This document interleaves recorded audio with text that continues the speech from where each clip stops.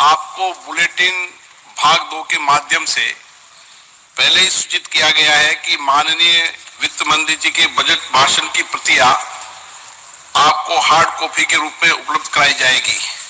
अतः बजट प्रस्तुत हो जाने के पश्चात माननीय सदस्य बजट भाषण की प्रति प्रकाशन काउंटर से प्राप्त कर सकते हैं। आपको यह भी सूचित किया जाता है कि माननीय मंत्री द्वारा बजट प्रस्तुत किए जाने के पश्चात उसे मेंबर पोर्टल पर भी उपलब्ध करा दिया जाएगा। माननीय वित्त मंत्री जी।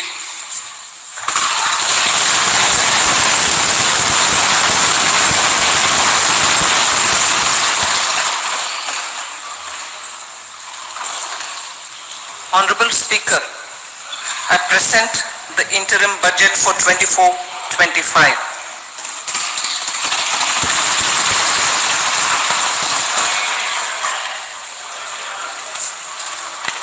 The Indian economy has witnessed profound positive transformation in the last 10 years. The people of India are looking ahead to the future with hope and optimism. With the blessings of the people, when our government under the visionary and dynamic leadership of Honorable Prime Minister Shri Narendra Modi assumed office in 2014, the country was facing enormous challenges. With Sabka Saath, Sabka Vikas as its mantra, the government overcame those challenges in right earnest. Structural reforms were undertaken. Pro-people programs were formulated and implemented promptly. Conditions were created for more opportunities for employment and entrepreneurship. The economy got a new vigor. The fruits of development started reaching the people at scale. The country got a new sense of purpose and hope. Naturally, the people blessed the government with a bigger mandate. In the second term, our government under the leadership of Honorable Prime Minister doubled down on its responsibilities to build a prosperous country with comprehensive development of all people and all regions. Our government strengthened its mantra to Sabka Saath, Sabka Vikas and Sabka Vishwas. Our development philosophy covered all elements of inclusivity, namely social inclusivity through coverage of all strata of the society and geographical inclusivity through development of all regions of the country. With the whole of nation approach of Sabka Prayas, the country overcame the challenges of once in a century pandemic, took long strides towards Atmanirbhar Bharat, committed to Panch Pran and laid solid foundations for the Amrit Kal. As a result, our young country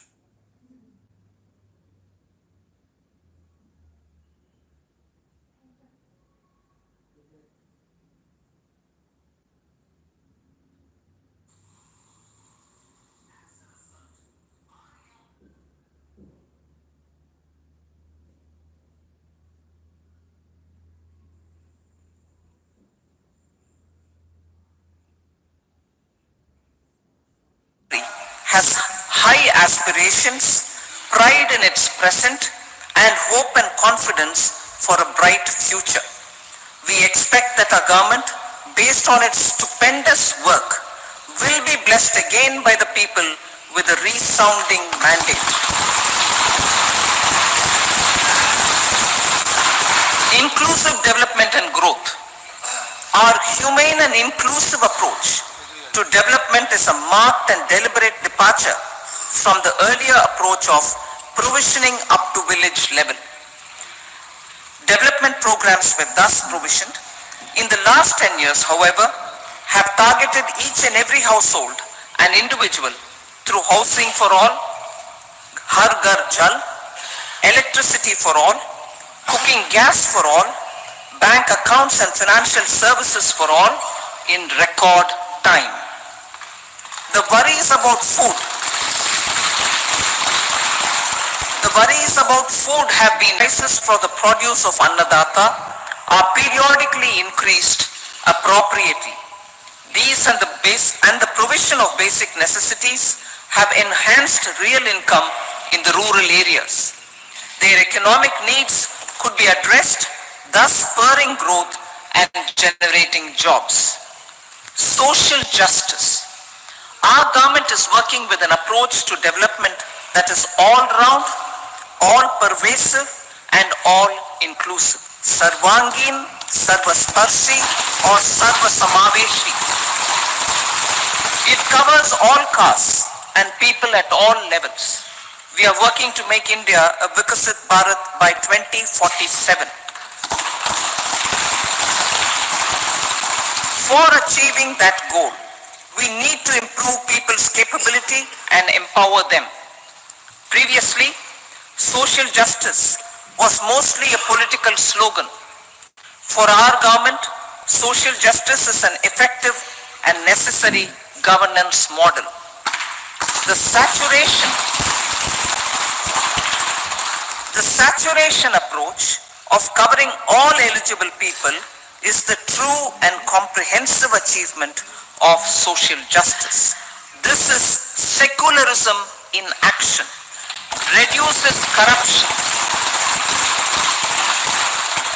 and prevents nepotism, prevents Bhai Bhatijawad.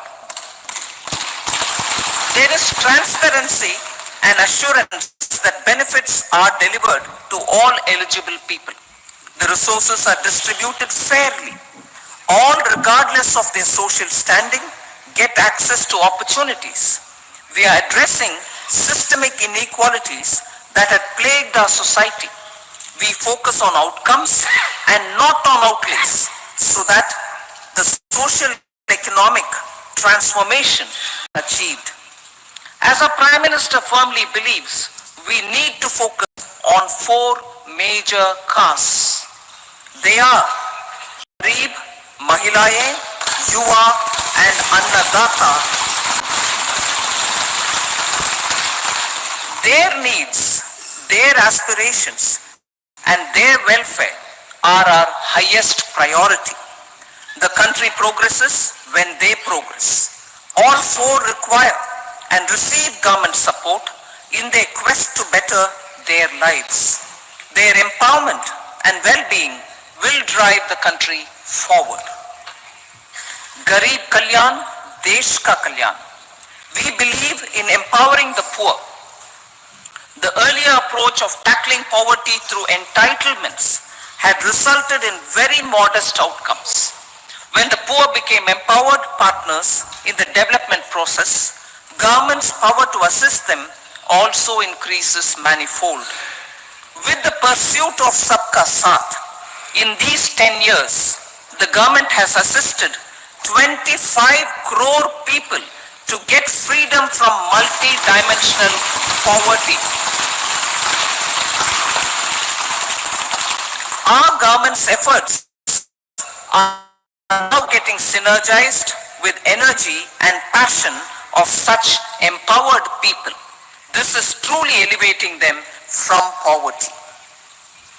Direct benefit transfer of 34 lakh crore rupees from the government using PM Jan Dhan accounts has led to savings of 2.7 lakh crores of rupees for the government.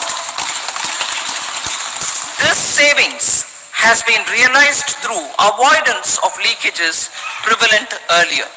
The savings have helped in providing more funds for Garib Kalyan.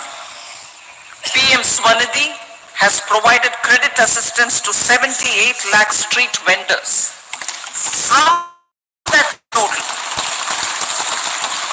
From that total of 78 lakh street vendors, 2.3 lakh have received credit for the third time.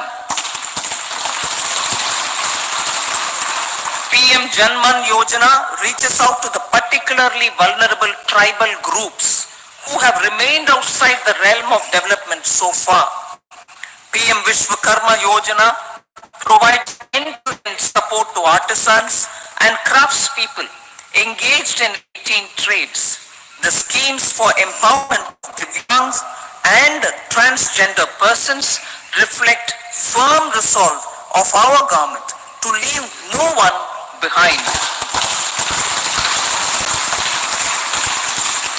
Welfare of Annadata. Farmers are our Annadata. Every year under PM Kisan Samman Yojana, direct financial assistance is provided to 11.8 crore farmers, including marginal and small farmers. Crop insurance is given to 4 crore farmers under PM Fasal Bima Yojana. These, besides several other programs, are assisting Annadata in producing food for the country and for the world. Electronic National Agricultural Market has integrated 1,361 mandis and is providing services to 1.8 crore farmers with trading volume of 3 lakh crores of rupees. The sector is poised for inclusive, balanced, higher growth and productivity. These are facilitated from farmer-centric policies, income support, coverage of risks through price and insurance support, promotion of technologies and innovations through startups. Empowering the Amrit PD, the Yuva. Our prosperity depends on adequately equipping and empowering the youth. The National Education Policy 2020 is ushering the transformational reforms. PM Schools for Rising India, PM Shri, are delivering quality teaching and nurturing holistic and well-rounded individuals. The Skill India mission has trained 1.4 crore youth,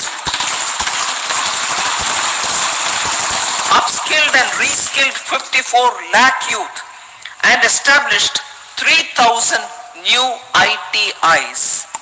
A large number of institutions of higher learning, namely 7 IITs, 16 triple ITs, 7 IIMs, 15 AIMS, and 390 universities have been set up. PM Mudra Yojana has sanctioned 43 crore loans aggregating to 22.5 lakh crores of rupees for entrepreneurial aspirations of our youth. Besides that, Fund of Funds, Startup India and Startup Credit Guarantee schemes are assisting our youth. They are also becoming Rozgar Data. The country is proud of our youth scaling new heights in sports. The highest ever medal tally in Asian Games and Asian Para Games in 2023 reflects a high confidence level.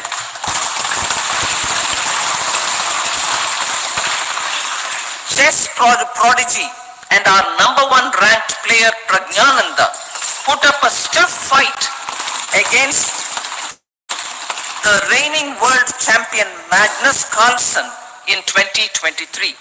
Today, India has over 80 chess grandmasters compared to little over 20 in 2010. Momentum for Nari Shakti.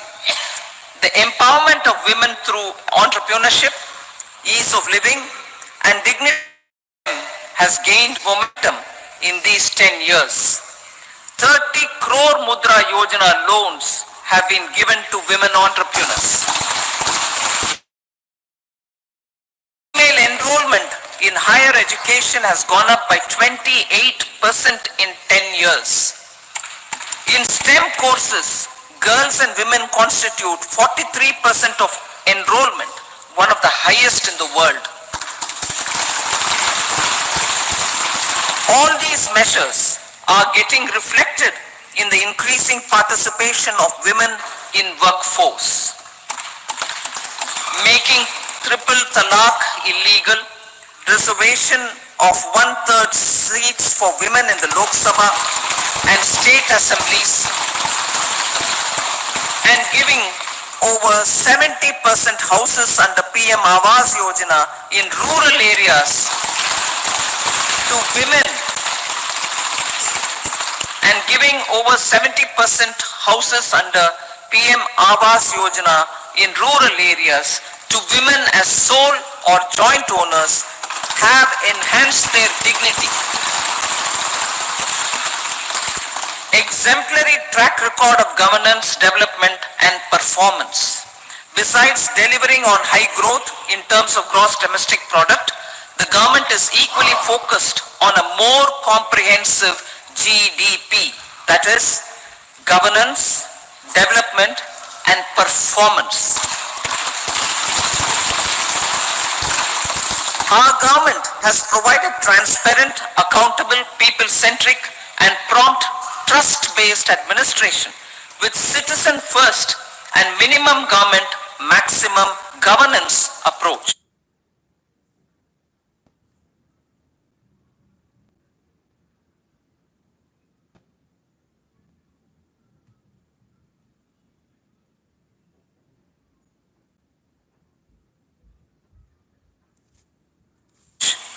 The impact of all-round development is discernible in all sectors.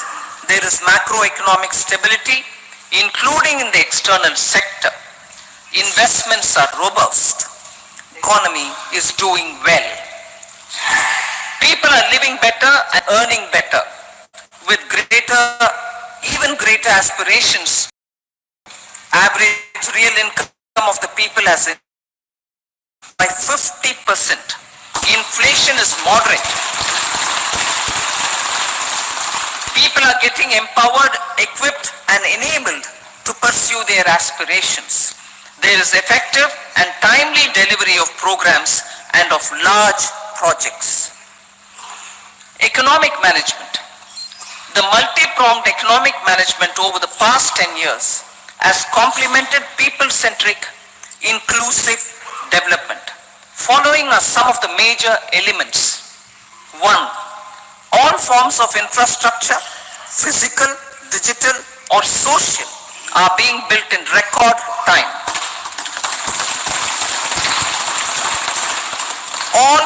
Number 2, all parts of the country are becoming active participants in economic growth. Number 3, digital public infrastructure, a new factor of production in the 21st century, is instrumental in formalization of the economy. Number 4, goods and services tax has enabled one nation, one market, one tax. Tax reforms have led to deepening and widening of tax base. Number 5, strengthening of the financial sector has helped in making savings, credit and investments more efficient. Number 6, GIFT, IFSC and the Unified Regulatory Authority, IFSCA, are creating a robust gateway for global capital and financial services for the economy. Number 7, proactive inflation management has helped keep inflation within the policy band. Now the global context, Honorable Speaker, sir.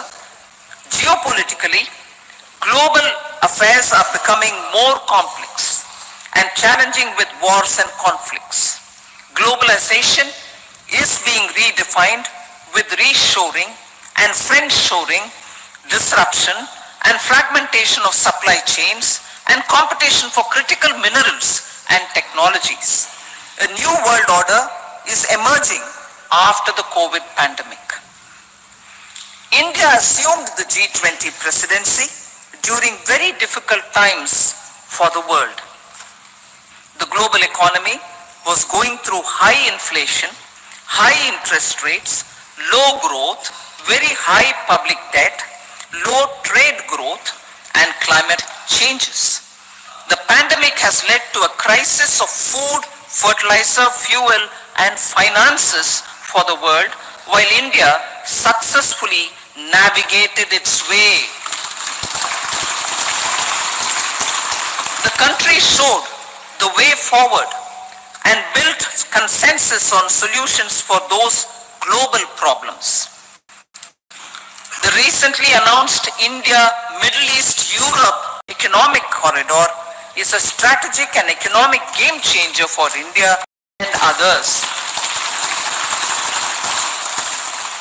In the words of Honorable Prime Minister, the corridor, and I quote, will become the basis of world trade for hundreds of years to come, and history will remember that this corridor was initiated on Indian soil, unquote. Vision for Vikasit Bharat.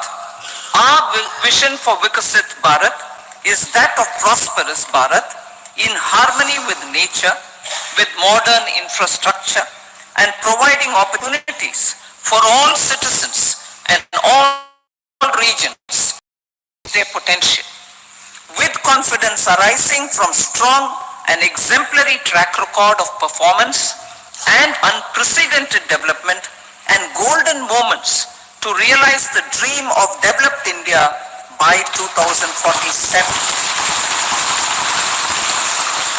The trinity of demography, democracy and diversity backed by Sabka Prayas has the potential to fulfill aspirations of every Indian. As Honorable Prime Minister in his Independence Day address to the nation mentioned, I quote, there is no dearth of opportunities as we want. The country is capable of creating more opportunities. Sky is the limit, unquote. Strategy for Amrit Kal. Our government will adopt economic policies that foster and sustain growth, facilitate inclusive and sustainable development, improve productivity, create opportunities for all, help them enhance their capabilities, and contribute to generation of resources to power investments and fulfill aspirations. Guided by the principle, reform, perform, and transform, the government will take up next generation reforms and build consensus with the states and stakeholders for effective implementation. It is an important policy priority for our government to ensure timely and adequate finances, relevant technologies, and appropriate training for the micro, small, and medium enterprises, MSMEs, to grow and also compete globally. Orienting the regulatory environment to facilitate their growth will be an important element of this policy mix. Aligning with the Panchamrit goals, our government will facilitate sustaining high and more resource-efficient economic growth. This will work towards energy security in terms of availability, accessibility, and affordability. For meeting the investment needs, our government will prepare the financial sector in terms of size, capacity, skills, and regulatory framework. Aspirational Districts Program. Our government stands ready to assist the states in faster development of aspirational districts.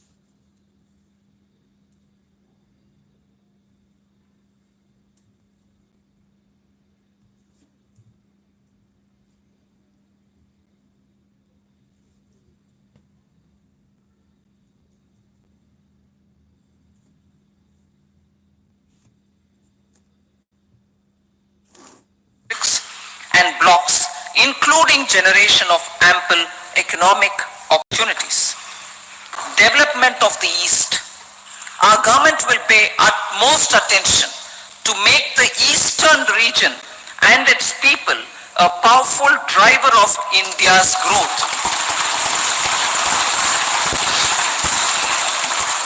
PM Awas Yojana Gramin.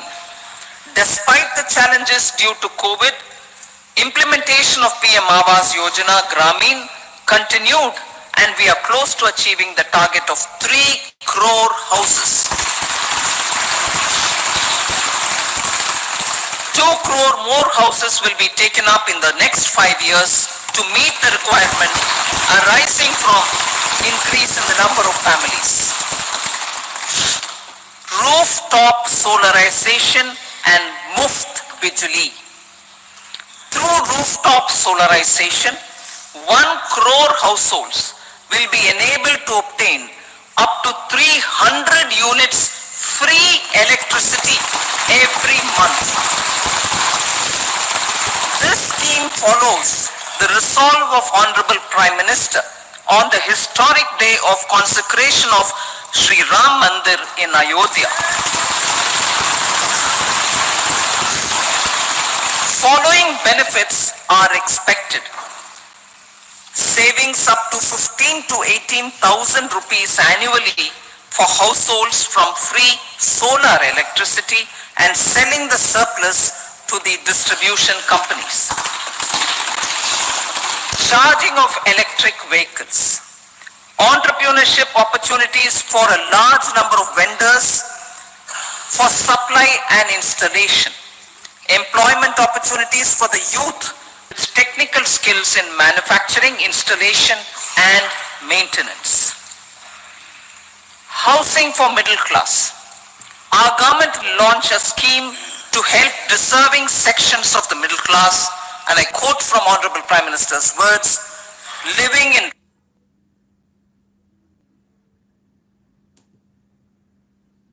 rented houses or slums or chawls and unauthorized colonies, unquote, to buy or build their own houses.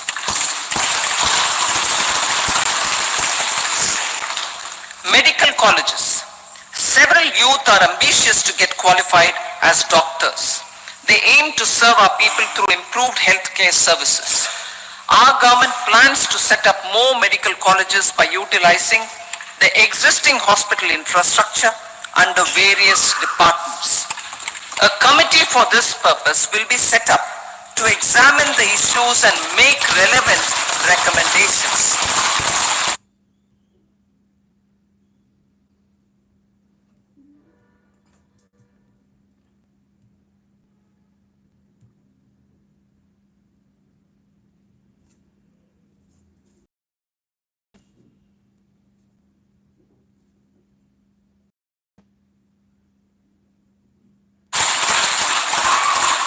Cervical cancer vaccination. Our government will encourage vaccination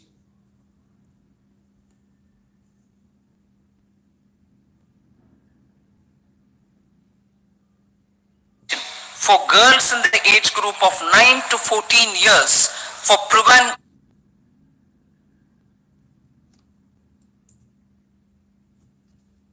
prevention of cervical cancer.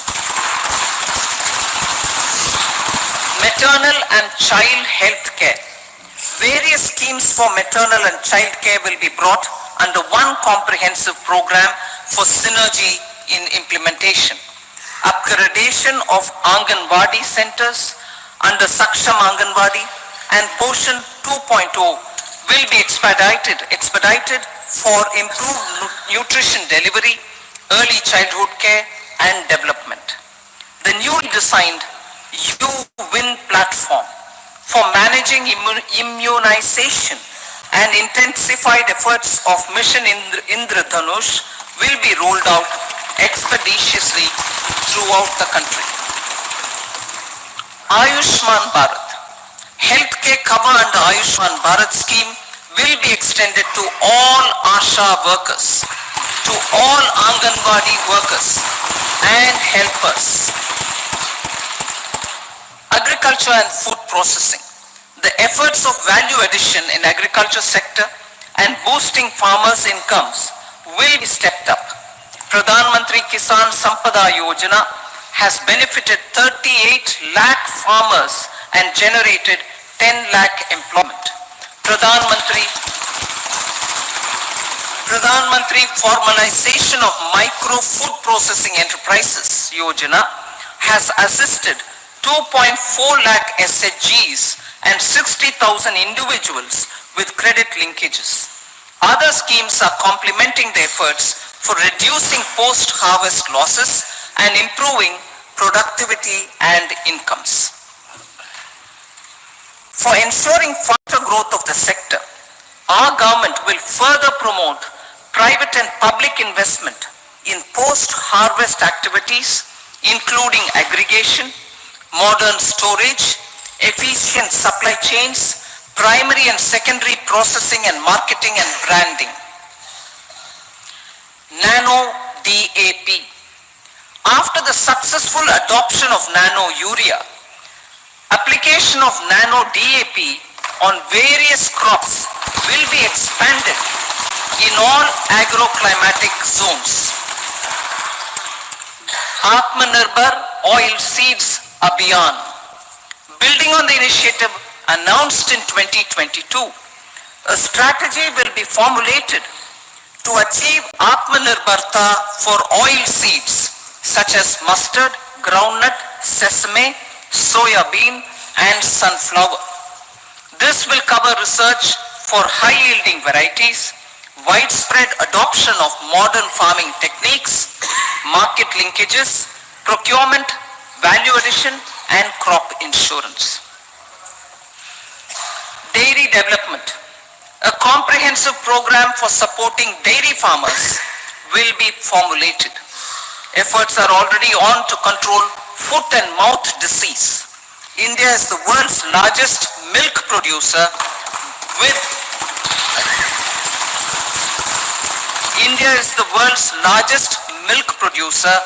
but with low productivity of milch animals. The program will be built on the success of existing schemes such as Rashtriya Gokul Mission, National Livestock Mission, and infrastructure development funds for dairy processing and animal husbandry. Matsya Sampada. It was our government which set up a separate department for fisheries, realizing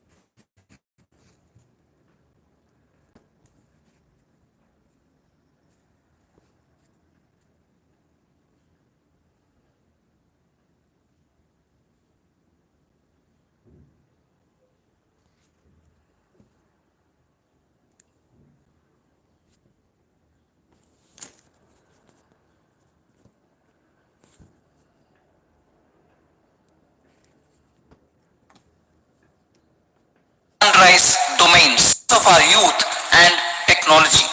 A new scheme will be launched for strengthening deep tech technologies for defense purposes and expediting Atmanirbharta. Infrastructure development. Building on the massive tripling of the capital expenditure outlay in the past 4 years, resulting in huge multiplier impact on economic growth and employment creation, the outlay for the next year is being increased by 11.1%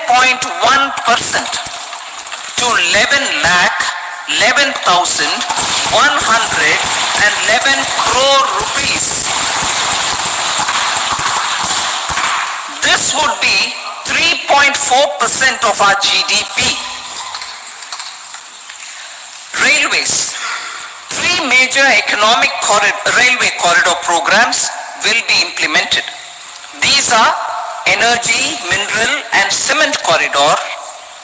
Number two, port connectivity corridors. And number three, high traffic density corridors. The projects have been identified under the PM Gati Shakti for enabling multimodal connectivity. They will improve logistics efficiency and reduce cost.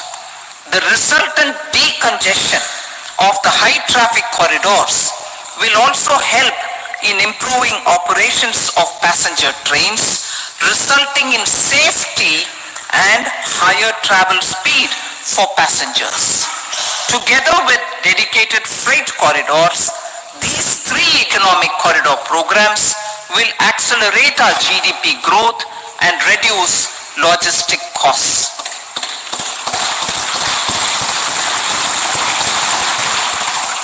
40,000 normal rail bogies will be converted to Vande Bharat standards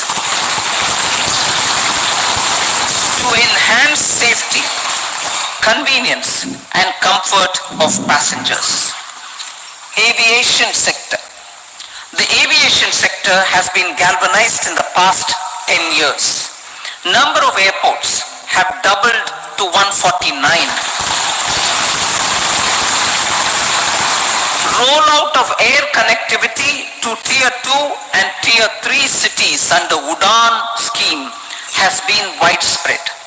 517 new routes are carrying 1.3 crore passengers.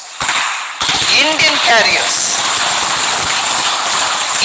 carriers have proactively placed orders for over 1,000 new aircrafts. Expansion of existing airports and development of new airports will continue expeditiously. Metro and Namo Bharat. We have a fast expanding middle class and rapid urbanization is taking place. Metro rail and Namo Bharat can be the catalyst for the required urban transformation. Expansion of these systems will be supported in large cities focusing on transit-oriented development. Green energy. Towards meeting our commitment for net zero by 2070, the following measures will be taken.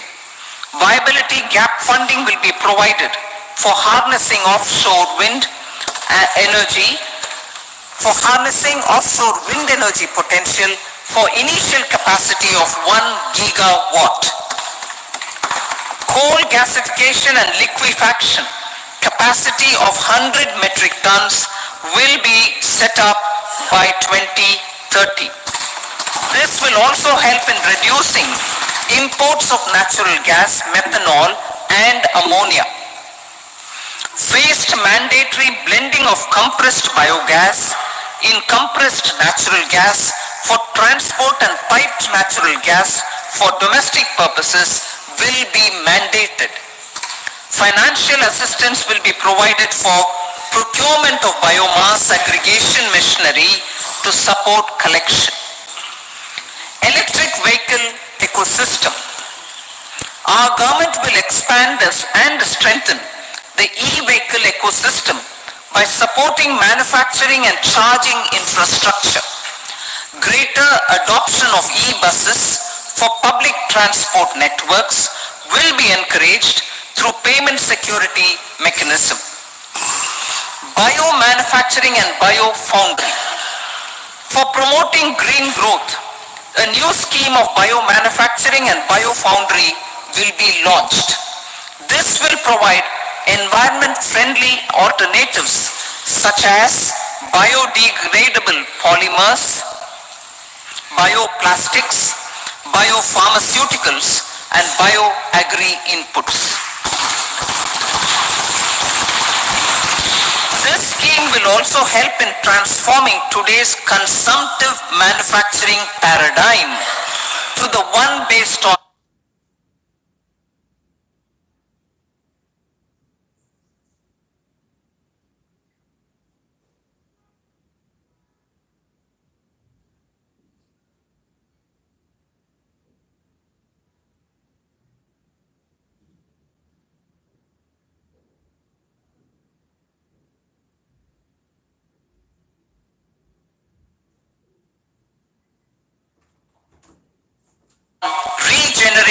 principles. Blue Economy 2.0. For promoting climate resilient activities for Blue Economy 2.0, a scheme for restoration and adaptation measures and coastal aquaculture and mariculture with integrated and multi-sectoral approach will be launched. Comprehensive development of tourist centers.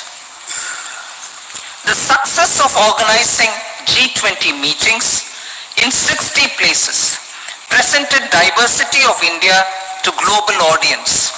Our economic strength has made the country an attractive destination for business and conference tourism. Our middle class also now aspires to travel and explore. Tourism, including spiritual tourism, has tremendous opportunities for local entrepreneurship. States will be encouraged to take up comprehensive development of iconic tourist centers, branding and marketing them at global scale. A framework for rating of the centers based on quality of facilities and services will be established. Long-term interest-free loans will be provided to states for financing such development on matching basis. To address the emerging fervor for domestic tourism, Honorable Speaker, sir, projects for port connectivity, tourism infrastructure and amenities will be taken up on our islands, including Lakshadweep. This will help in generating employment also. Promoting investments. The FDI inflow during 2014 to 23 was $596 billion, marking a golden era. That is twice the inflow during 2005 to 14.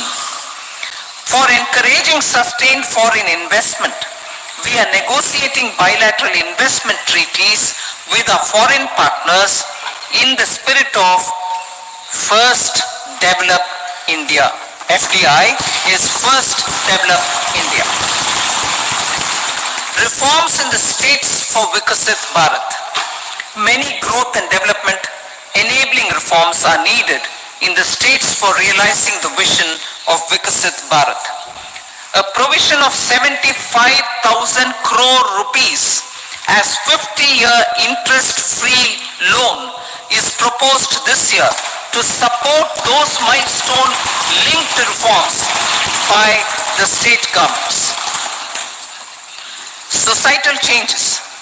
The government will form a high-powered committee for an extensive consideration of the challenges arising from fast population growth and demographic changes. The committee will be mandated to make recommendations for addressing these challenges comprehensively in relation to the goal of Vikasit Bharat. Amrit Kal as Kartavya Kal. Our government stands committed to strengthening and expanding the economy with high growth and to create conditions for people to realize their aspirations. Honorable Prime Minister in his Independence Day address to the nation in the 75th year of our Republic said, and I quote, "We commit ourselves to national development with new inspirations, new consciousness, new resolutions as the country opens up immense possibilities and opportunities. It is our Kartavya Kal." Unquote. Every challenge of the pre-2014 era was overcome through our economic management and our governance. These have placed the country on a resolute path of sustained high growth. This has been possible through right policies, true intentions, and appropriate decisions. In the full budget in July, Honorable Speaker, our government will present a detailed roadmap for our pursuit of Vikasit Bharat.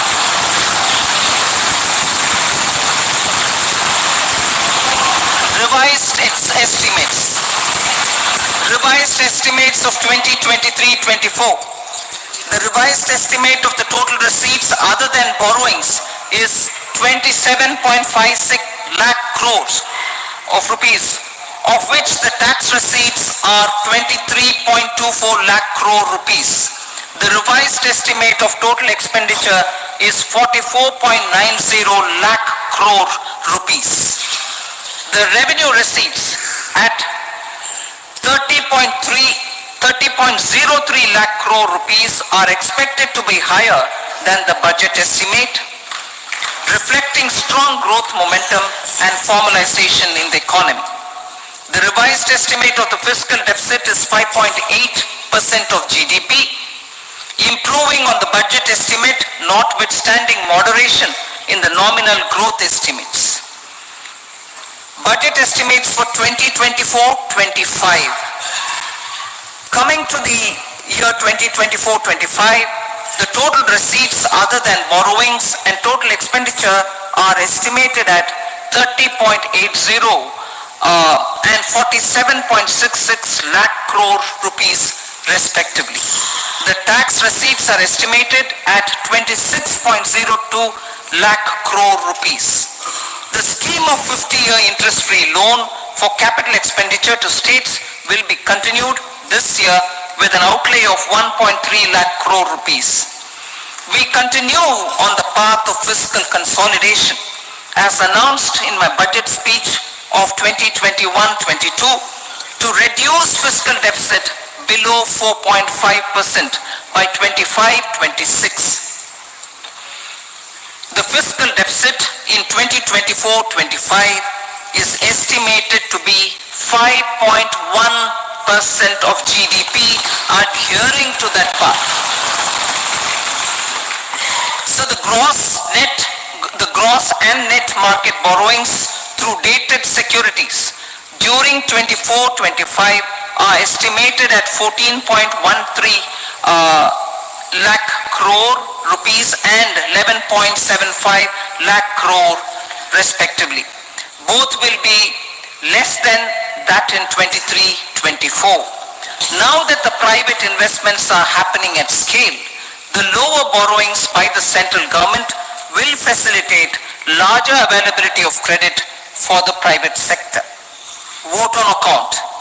I'll be seeking vote on account approval of the Parliament through the appropriation bill for a part of the financial year 2024-25. I will now move to part B. Honorable Speaker, sir, over the last 10 years, the direct tax collections have more than trebled and the return filers swelled 2.4 times. I would like to assure the taxpayers that their contributions have been used wisely for the development of the country and welfare of its people. I appreciate the taxpayers for their continued support. The government has reduced and rationalized tax rates. Under the new tax scheme, there is now no tax liability for taxpayers with income up to 7 lakh rupees, up from 2.2 lakh rupees in the financial year 2013-14. The threshold for presumptive taxation for retail businesses was increased from 2 crores to 3 crores. Similarly, the threshold for professionals eligible for presumptive taxation was increased from 50 lakh rupees to 75 lakh rupees. Also, corporate tax rate was decreased from 30% to 22% for existing domestic companies and to 15% for certain new manufacturing companies. Honorable Speaker, sir, in the last 5 years, our focus has been to improve taxpayer services. The age-old jurisdiction-based assessment system was transformed with the introduction of faceless assessment and appeal, thereby imparting greater efficiency, transparency, and accountability. Introduction of updated income tax returns, a new Form 26AS, and pre-filling of tax returns have made filing of tax returns simpler and easier. Average processing time of returns has been reduced from 93 days in the year 2013-14 to a mere 10 days this year, thereby making refunds faster. Indirect taxation. By unifying the highly fragmented indirect tax regime in India, the GST has reduced the compliance burden on trade and industry. The industry has acknowledged the benefits of GST. According to a recent survey conducted by a leading consulting firm, 94% of industry leaders view the transition to GST as largely positive. According to 80% of the respondents, it has led to supply chain optimization as elimination of tax arbitrage and octroi has resulted in disbanding of checkposts at the state and city boundaries. At the same time, tax base of GST more than doubled and the average monthly gross GST collection has almost doubled to 1.66 lakh crores this year. States too have benefited. States' SGST revenue, including compensation released to states in the post-GST period of 2017-18 to 2022-23 has achieved a buoyancy of 1.22. In contrast, the tax buoyancy of state revenues from subsumed taxes in the pre-GST 4-year period of 2012-13 to 2015-16 was a mere 0.72. The biggest beneficiaries are consumers, as reduction in logistic cost and taxes have brought down prices of most goods and services. We have taken a number of steps in customs to facilitate international trade. As a result, the import release time declined by 47% to 71 hours at inland container depots, by 28% to 44 hours at air cargo complexes, and by 27% to 85 hours at seaports over the last 4 years since 2019, when the national time release studies were first started. Tax proposals. As for tax proposals, in keeping with the convention, I do not propose to make any changes relating to taxation and propose to retain the same tax rates for direct and indirect taxes, including import duties. However, certain tax benefits to startups and investments made by sovereign wealth or pension funds, as also tax exemption on certain income of some IFSC units are expiring on 31/3/2024.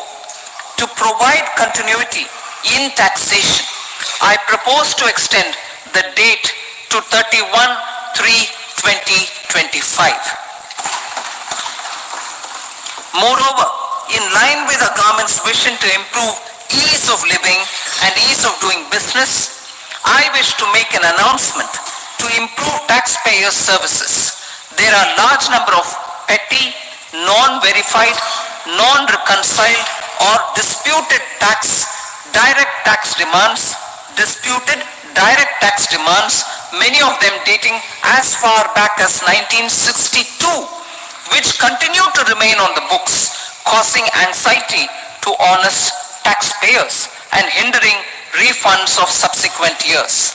Honorable Speaker, sir, I propose to withdraw such outstanding direct tax demands up to 25,000 rupees pertaining to the period up to financial year 2009-10 and up to 10,000 rupees for financial years 2010-11 to 2014-15.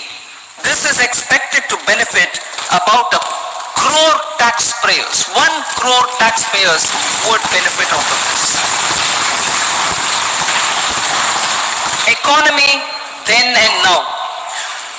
In 2014, when our government assumed the reins, the responsibility to mend the economy step by step and to put the governance systems in order was enormous. The need of the hour was to give hope to the people, to attract investments, and to build support for the much needed reforms. The government did that successfully, following our strong belief of nation first. The crisis of those years has been overcome, and the economy has been put firmly on a high sustainable growth path with all-round development. It is now appropriate to look at where we were then. I repeat, it is now appropriate to look at where we were then till 2014 and where we are now, only for the purpose of drawing lessons from the mismanagement of those years. The government will lay a white paper on table of the House.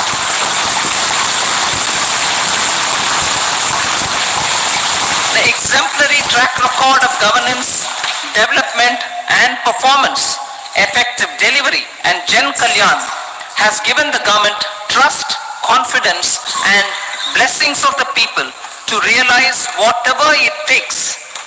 The goal of Vikasit Bharat with good intentions, true dedication and hard work in the coming years and decades.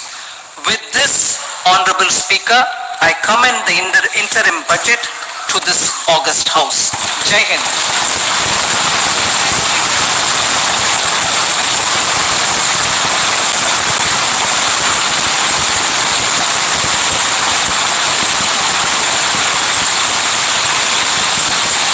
Item number 2, Srimati Nirmala Sitharaman ji.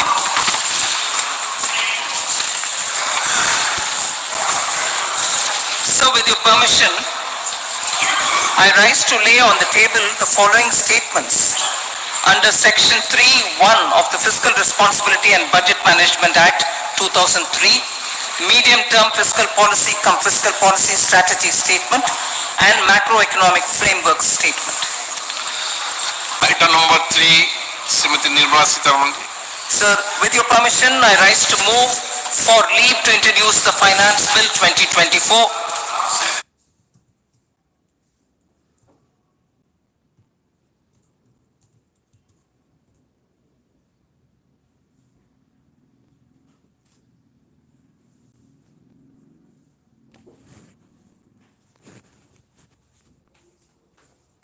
So I introduce the bill. सभा की कार्रवाई शुक्रवार दिनांक 2 फरवरी 2024 को प्राप्त 11 बजे तक के लिए स्थगित की जाती है।